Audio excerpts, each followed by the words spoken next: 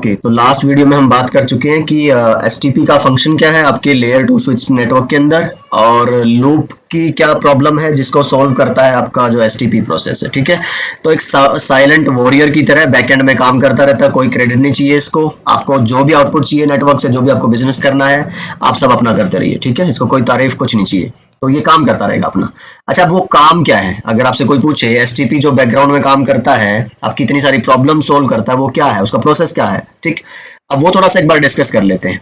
आप देखिए, जब हमने लास्ट वीडियो के अंदर लूप का प्रोसेस पढ़ा था, तो multiple AS to DS, DS to CS आपके रिडंडेंट कनेक्शंस थे लिंक और डिवाइस के लेवल की। तो एसटीपी ने एक चीज मैंने आपको थोड़ा सा मेंशन की थी, लास्ट में ऑब्जर्व की थी कि एक लिंक को उसने क्या कर दिया था, ब्लॉक।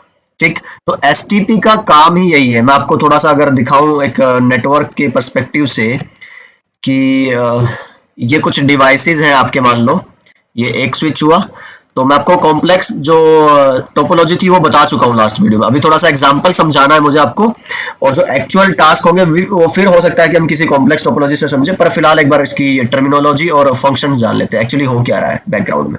ठीक है, यहाँ पे मेरे 3 स्विचेस जुड़े हुए हैं, यहाँ पे कुछ क्लाइंट्स हैं, और जिनको अगर आपस में कम्युनिकेट करना था तो उसके लिए आपको मैंने बताया था 2 पाथ है आपके पास। एक आप स्विच 2 से स्विच 1 और फिर स्विच 1 से स्विच 3। ये बात आपका जो फ्रेम है वो यहां से यहां तक जाने के लिए फॉलो कर सकता था। ठीक है, या फिर आप डायरेक्टली स्विच 2 से स्विच 3 पे आपका फ्रेम जा सकता था। जो फ्रेम ओरिजिनेट कहां से हुआ था, इस वाले डिवाइस से। मान लो ये अगर 10.5 है, ये 10.50 है, और यहाँ से आप पिंग करते हो 10.50 को। इस वजह से ये क्यों कर रहा हूँ पिंग में, ताकि आप कुछ ट्रैफिक जनरेट कर सको यहाँ पे अपने प्रैक्टिकल को करने के लिए, सच में देखने के लिए। अच्छा, तो यहाँ पे 2 रास्ते हुए आपके पास, एक पाथ 1 हुआ ऊपर वाला, एक पाथ 2 हुआ नीचे वाला। अब देखो, क्योंकि मैंने बताया था लास्ट वीडियो में भी, ये राउटर नहीं है, इनके पास कोई अपनी वो इंटेलिजेंस नहीं है राउटिंग वाली की मल्टीपल पाथ में से एक बेस्ट पाथ या फिर एक सुपीरियर पाथ चूज कर पाए, तो ये हो जाते हैं कंफ्यूज। उस कंफ्यूजन को दूर करने के लिए सोल्यूशन क्या था, एसटीपी। अब एसटीपी वो सोल्यूशन कैसे देता है, उसकी कंफ्यूजन स्विच की कैसे दूर करता है? ठीक, ये उसको ना एक फ्रेम ऑफ रेफरेंस दे देता है। कैसे कि आप एक टॉप पे एक स्विच मिल जाता है आपको, टॉप पे कह लो। ये टॉप पे क्यों बोल रहा हूं, क्योंकि एसटीपी का अगर नाम ही समझोगे ना, स्पैनिंग ट्री प्रोटोकॉल, कि एक मेन स्विच बनता है जिसको आप बोलते हैं रूट स्विच। एक्चुअली में उसको स्विच नहीं कहते, ब्रिज कहते हो, क्योंकि ये पुरानी टेक्नोलॉजी है, ब्रिजेस के टाइम से चली हुई आ रही है, तो वही हम फॉलो कर रहे हैं आज भी। रूट स्विच होना चाहिए वैसे तो ये, लेकिन आप रूट ब्रिज ही पाएंगे हर जगह, डॉक्यूमेंट्स वगैरह में और एग्जाम में भी। ठीक है, तो एक हुआ root, spanning tree protocol span करेगा अब ये इस रूट से बाकी स्विचेस तक। समझिए थोड़ा सा इस बात को, कि आपने जो डेटा भेजना है वो सारा किसके थ्रू जाएगा, रूट के थ्रू जाना चाहिए। अब आप समझिए कि क्या आपका जो डेटा ये वाला फ्रेम है, क्या वो नीचे वाला पाथ ले सकता है? नहीं, क्योंकि आपको यहां से यहां जाना है। अगर आप इधर से भेजते तो ये तो स्विच 3 पे गया, स्विच 3 ने डायरेक्ट इधर भेज दिया, तो यहां पे आप गारंटी नहीं दे सकते कि आपका लूप बनेगा या नहीं बनेगा। हो भी सकता है, बन सकता है। एसटीपी मेक श्योर कैसे करता है कि 100% लूप ना बने, ये एक फ्रेम ऑफ रेफरेंस, एक स्विच देता है आपको, कि जो मेन स्विच कहलाता है एसटीपी का, इसको रूट ब्रिज, रूट स्विच बोलते हैं, कि आप जो भी डेटा भेजने वाले हैं जिस भी एक स्विच से, सोर्स स्विच से डेस्टिनेशन स्विच तक, वो सारा डेटा किसके थ्रू पास होके जाना चाहिए, आपके रूट ब्रिज के थ्रू। ठीक, तो अब ये आएगा, अब ये रूट ब्रिज डिसाइड करेगा। मेरे मान लो 0/2, और ये गिग होते हैं वैसे नॉर्मली आपके, क्योंकि डीएस या सीएस ही बनता है रूट आपका। तो गिग 0/3 पे कोई डेटा रिसीव हुआ है तो उसको आप गिग 0/5 से भेजेंगे, गिग 0/6 से भेजेंगे, 24 से भेजेंगे। अब ये डिसाइड करेगा। ठीक, इसके सारे पोर्ट फॉरवर्ड स्टेट में रहते हैं, आप रिसीव करो, आगे फॉरवर्ड करो। किसी एक इंटरफेस से आया उसको इस इंटरफेस पे भेज दो। सारा का सारा फॉरवर्डिंग जो मैकेनिज्म है वो सारा का सारा कौन करता है, आपका रूट ब्रिज। ठीक, इसीलिए क्या बोल रहे हैं इसको, कि ये स्पैनिंग ट्री, स्पैनिंग मतलब एक स्विच मेन चुनो, रूट जैसे आपका पेड़ होता है ना, उसका एक रूट होता है तना, और उससे सारी ब्रांचेस निकलती है अलग। अब ये ऐसे ही आपका हो रहा है स्विचेस के साथ। ये जो आपके अलग डीएस है, उसके साथ जो आपके अलग एएस एक्सेस स्विचेस लगे हैं, ये आपके रिडंडेंट लिंक्स हैं या फिर आपके स्विचेस हैं।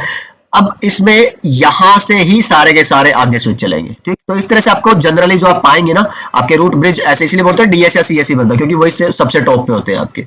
और अच्छा, अब यहां से एक और इंपॉर्टेंट पार्ट समझने वाली है।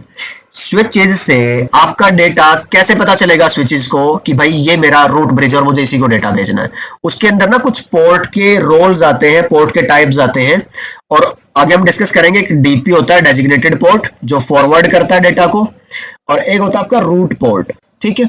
अब जो आपके स्विचेस है ना, बाकी नॉन रूट जो स्विचेस है, उनके अंदर एक पोर्ट ऐसा रहेगा जो किसकी तरफ पॉइंट कर रहा होगा, रूट ब्रिज की तरफ, और सिर्फ एक ही पोर्ट होगा ऐसा, और कोई पोर्ट नहीं होगा। मान लो एक स्विच के आप 15 पोर्ट यूज कर रहे हो, तो उनमें से एक ही सिर्फ रूट पोर्ट बनेगा, ये रूट पोर्ट। और ये कौन सा बनता है हमेशा, वो हम बात करेंगे कि लोवेस्ट पाथ कॉस्ट के ऊपर बनता है, पर जनरल एक अगर आप आइडिया समझे तो जो अपस्ट्रीम पोर्ट है आपके, जो रूट की तरफ पॉइंट कर रहे होंगे, वो हमेशा आपके रूट पोर्ट बनते हैं इस तरह से, ठीक है। और ये होते हैं डाउनस्ट्रीम पोर्ट, ठीक। तो मतलब रूट ने क्या किया, इन रूट पोर्ट्स की वजह से रूट ब्रिज ने डेटा रिसीव किया होगा। अब आपको अंदाजा लग गया कि इन स्विचेस को कैसे पता चलेगा कहां भेजना है, रूट कौन है, इस रूट पोर्ट के थ्रू पता चलेगा, ठीक।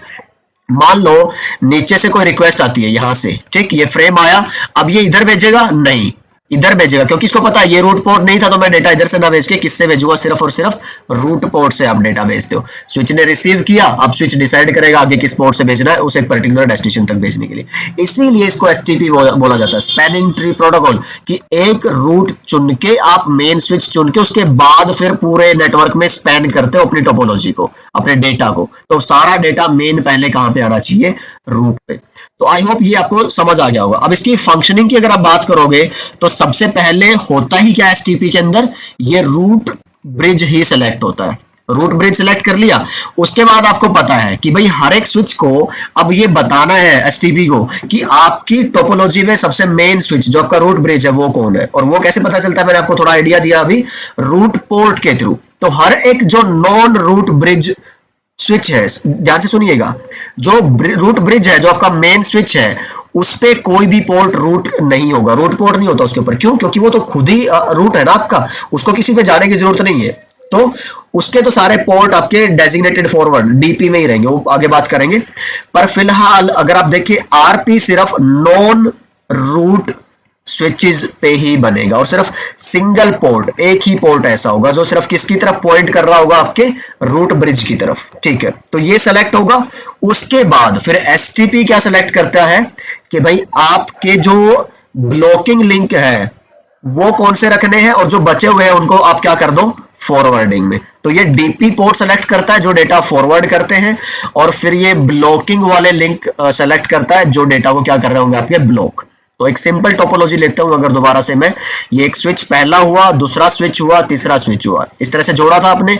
तो एसटीपी ने क्या कर लिया, मान लो इसको बना दिया रूट पोर्ट। वो हम डिस्कस करेंगे अगली वीडियो में कि रूट ब्रिज का इलेक्शन कैसे होता है, बाय डिफॉल्ट रूट ब्रिज कैसे चुने जाते हैं। फिर अगर आप चाहो अपनी मर्जी से कि नहीं जी मेरे को ये रूट नहीं बनाना, ये बनाना, ये मेरा अच्छा स्विच है और इसको मैं चाहता हूं ये रूट बने, तो आप कर सकते हैं मैनिपुलेशन, पर उस वो बाद में बात करेंगे। फिलहाल सबसे पहले स्टेप क्या हुआ कि ये रूट ब्रिज चुन लिया, अभी ऑटोमेटिक मान रहे हैं, बाय डिफॉल्ट वो चुन लेगा अपने आप से, ठीक है। इसके दोनों पोर्ट क्या बन जाएंगे फिर आपके, वो हम डिस्कस करेंगे बाद में। सेकंड नंबर पे क्या आता है, रूट पोर्ट इलेक्शन। मैंने आपको बताया था अभी, अपस्ट्रीम पोर्ट क्या बन जाएंगे, रूट पोर्ट। तो ये किसकी तरफ पॉइंट कर रहे होंगे, आपके रूट ब्रिज की तरफ, ठीक। तो ये सेकंड पॉइंट हुआ आपका। थर्ड पॉइंट क्या होगा, एसटीपी चुनेगी कि जो आपके लिंक है फॉरवर्डिंग स्टेट में कौन से डालने हैं, ये आपको डीपी में डालना है, ये डीपी फॉरवर्डिंग वाला। अब बनती है बात, आती है यहां पे कि इन दोनों में से, क्योंकि ये बैकअप लिंक हुआ ना आपका, कि आपका मेन डेटा इधर से जाएगा, फिर अगर ये कभी डाउन होता है लिंक, या फिर ये वाला डाउन होता है, तो आप इसको यूज करते हैं। अदरवाइज इनकी एक साइड क्या रहती है, ब्लॉक, और एक ही साइड ब्लॉक होती है। मैंने आपको दिखाया भी था, आप पैकेट ट्रेसर में करके भी देख सकते हैं। तो एक साइड को ब्लॉक करना, दूसरी साइड कैसी रहेगी, हमेशा डीपी ही, और एक साइड क्या बनेगी, एनडीपी। तो ये हम जब डिस्कस करेंगे ब्लॉक पोर्ट कैसे चुनना है और डीपी आपका पोर्ट कैसे चुनना है, वो हम देखेंगे कि किस बेस पे डीपी सेलेक्ट होते हैं और एनडीपी सेलेक्ट होते हैं। चलिए, तो ये मैंने आपको रफ आइडिया दिया है एसटीपी का काम क्या है, कैसे बैकएंड में काम कर रही होगी, एसटीपी को एसटीपी क्यों कहा जाता है, और वो ऑपरेशंस क्या है उसके जो बैकग्राउंड में हो रहे होंगे। तो एक बार चलते हैं फिर से अपनी स्लाइड की तरफ और देख लेते हैं कि कुछ ऐसा है जो, ये आपके रेफरेंस के लिए आप देख लेना, ये स्टडी आप कर लेना, पढ़ लेना। कन्वर्जेंस मैंने आपको बता दिया था कि जब भी आप स्विच लेते हैं उसके साथ कोई डिवाइस लगाते हैं तो वो एकदम से अप नहीं आता, ग्रीन होने में 30 to 50 सेकंड का टाइम लगता है।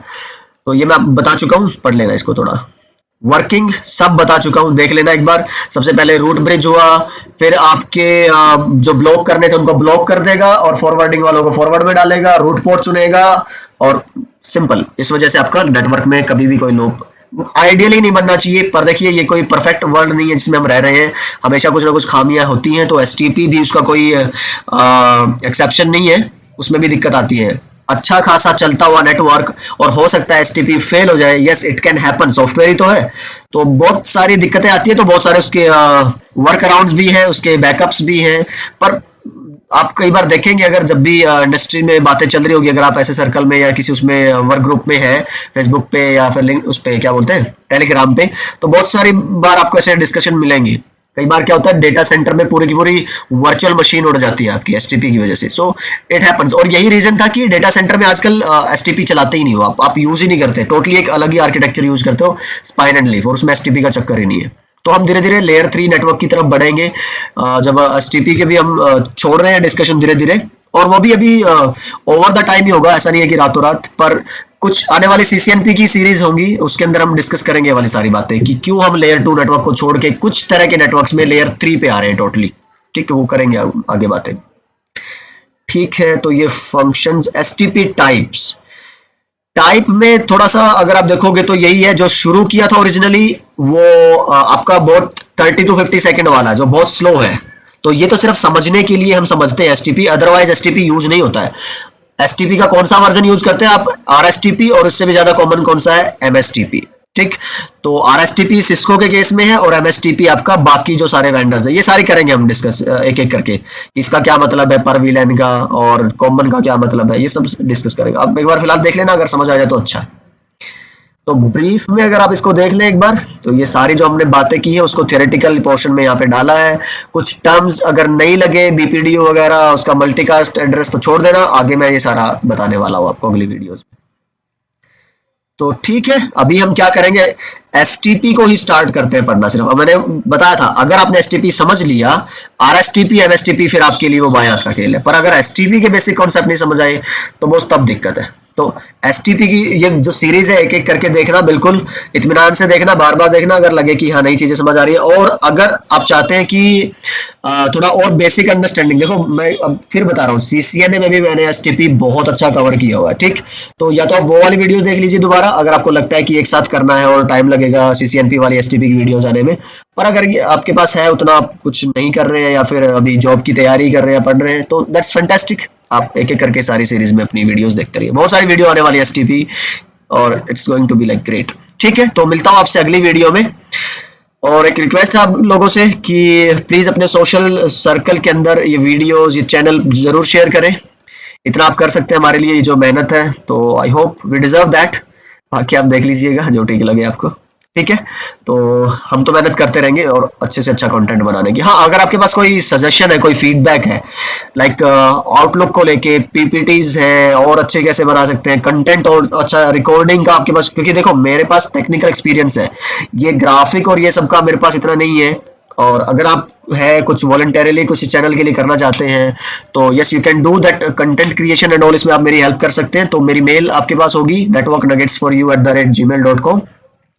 तो धीरे धीरे कम्युनिटी बिल्ड भी करना है अपने को, तो हो सकता है धीरे धीरे अब ये सिर्फ ट्रेनिंग से ऊपर उठ के प्रोजेक्ट्स वगैरह ले हम शुरू करें, तो तब भी हमें बंदे चाहिए होंगे साथ काम करने वाले। तो लेट्स सी, अभी तो कोविड और ये सब कुछ सब रुका ही हुआ है, तो जो पहले ही एग्जिस्टिंग लोग हैं वही सफर कर रहे हैं। एनीवे, तो तब तक सीख लेते हैं अच्छे से, है ना। तो चलिए, ये बकबक तो चलती रहेगी, फिर अगली वीडियो में आपसे मिलता हूँ। तब तक अपना ख्याल रखिए, सीखते रहिए और सिखाते रहिए।